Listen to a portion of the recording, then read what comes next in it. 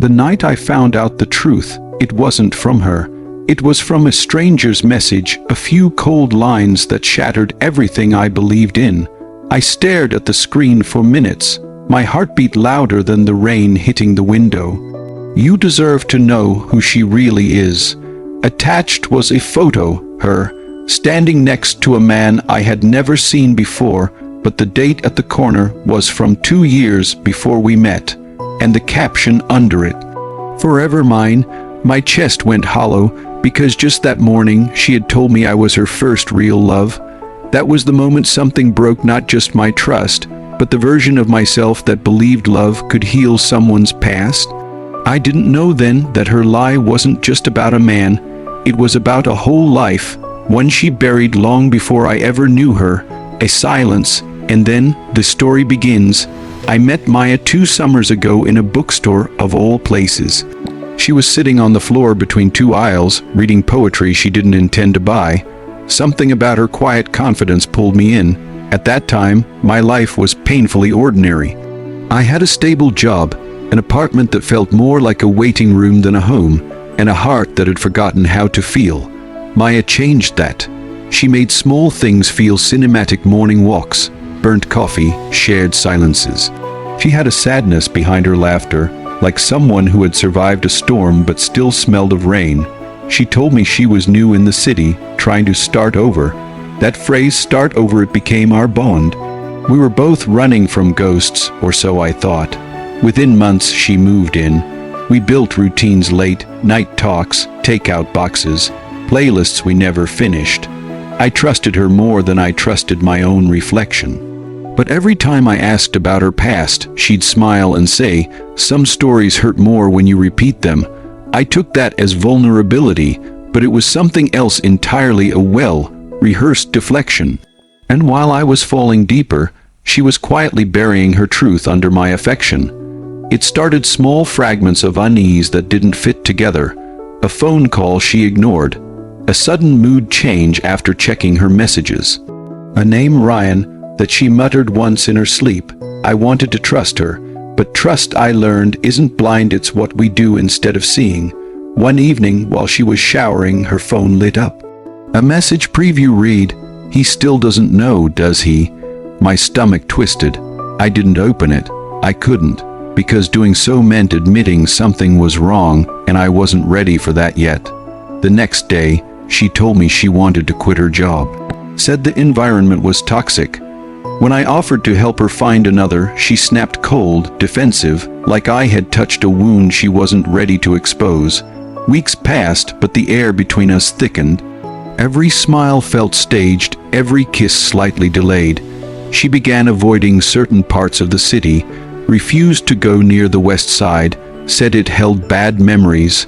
Then one night, while helping her move some boxes, I found a wedding ring. Not hidden in a drawer, just there, among old photographs and a passport with a different last name. I froze. Her name wasn't Maya Lewis. It was Maya Hartman.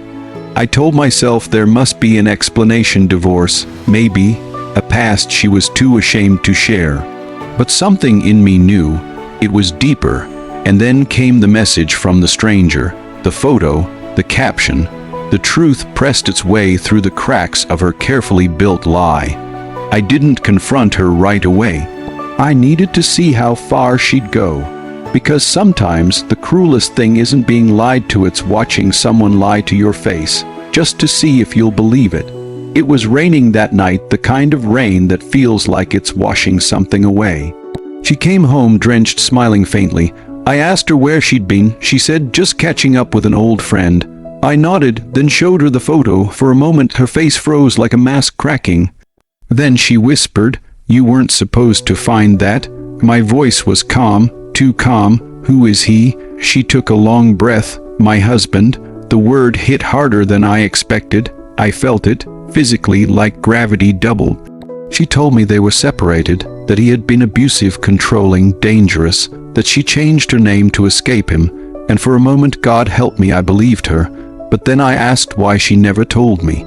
Why did she lie every time I asked about her past? And she said, "Because you wouldn't have loved me if you knew who I was."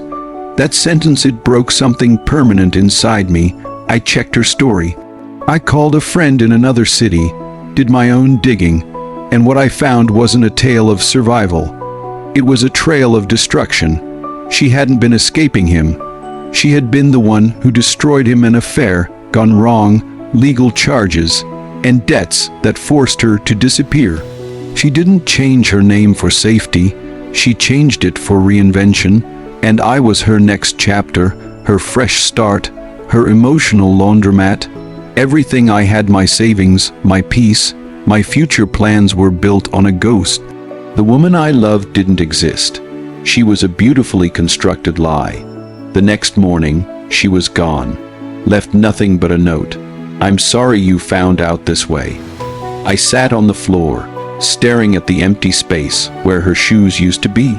Silence has a sound, it's like the echo of a heartbeat that forgot what it's waiting for.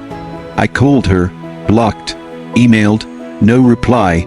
Weeks turned into months. I tried to move on, but her ghost lived in everything: the coffee mug, the songs, the smell of rain. Then one afternoon I received a letter. No return address, just her handwriting. She wrote that she was trying to start over again, that she never meant to hurt me, that I was the first person who made her believe she could be good again. But she never apologized for lying. Because in her mind, it wasn't a lie, it was survival, and that's the part that haunts me. I wasn't destroyed by her past. I was destroyed by my belief that love could rewrite it. Trust, once broken, doesn't shatter, it decays. Quietly, slowly, until you realize there's nothing left to rebuild. A year later, I saw her again, in a cafe across the street. Different hair, new name. She was laughing with someone else. Our eyes met for half a second.